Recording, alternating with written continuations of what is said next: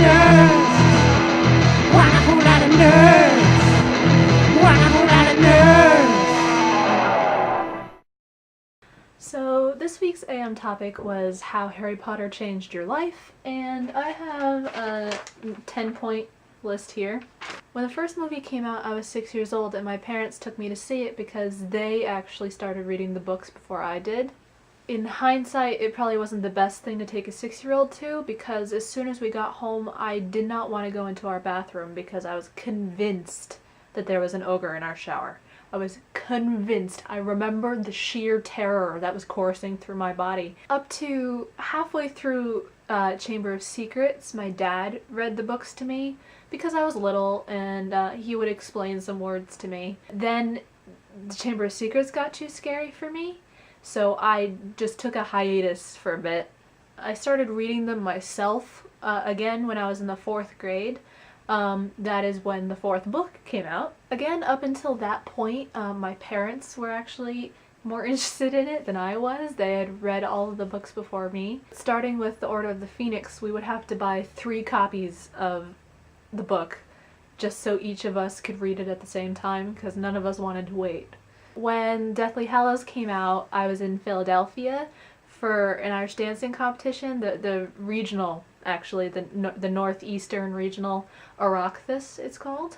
You know, it's like this giant, stressful competition with hundreds of people in your age group that you're thinking about all the time, but the only thing I could think about was that Deathly Hallows was coming out.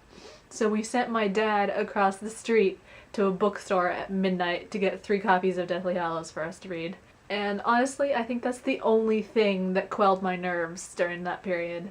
With the stories themselves, I related the most to Hermione and Luna because they were true to themselves the whole time. Even when Hermione was called a know-it-all, it hurt her feelings when they made fun of her, but she never changed who she was. And Luna was called Loony Luna all the time, but she didn't care. I don't even think it registered. So I really liked them because they taught me a lot in my adolescence. I also thought it was interesting that Harry had an extraordinary gift, and the gift that he was given was his mother's love. You know, he was so special because his mother loved him.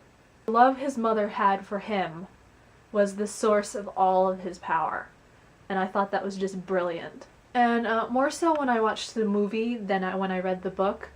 But another thing that it taught me was in that scene in the Deathly Hallows when he uses the Resurrection Stone to see all of his dead friends and family, and they tell him that they've never been gone, that they've always been there watching over him. And I sobbed in the movie theater. I was sobbing. My dad's sitting right here. He's not noticing at all. I'm sobbing loudly, like not even trying to hide it. And that was the best part of the entire movie series.